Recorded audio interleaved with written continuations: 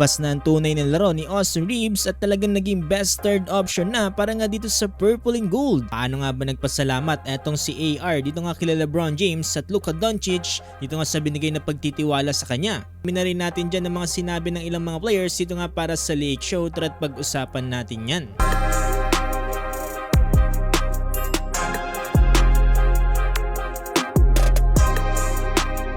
So dito nga sa naging laban ng Los Angeles Lakers kontra nga dito sa Memphis Grizzlies ay tinalo dito ng Lakers at ng Grizzlies sa final score ng 134-127.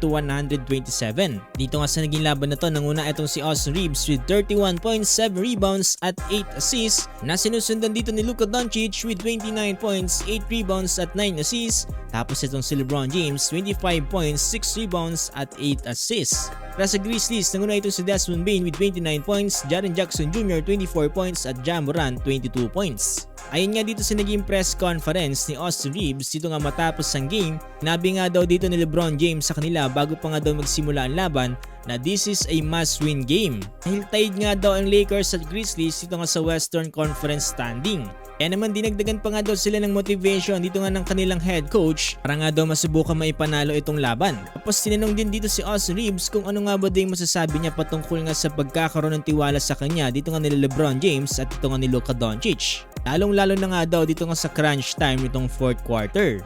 Sabi ni Reeves, etong si LeBron James nga daw ay talagang pinapanood niya nga daw simula nung bata pa siya. Tapos etong si Luka Doncic, simula nga daw nang pumasok sa liga ay isa na nga daw sa kanyang mga favorite players to watch. Naman ang pagbibigay nga daw ng tiwala sa kanya ng dalawang players na to, talaga naman daw nagbigay ng boost para sa kanyang confidence. Bron said it before the game, we're going to play this as a must win. Obviously Bron's someone that I grew up watching, and then when Luka came in the league, he was one of my favorite players to watch, and for them to trust me in big situations is it builds my confidence a lot. Dagba dito ni Austin Reeves, may mga times nga daw na talagang kinukulang siya para dito sa Lakers, pero palagi niya nga daw nire-remind yung sarili niya na ibigay daw lahat ng kanyang makakaya para nga manalo sa game.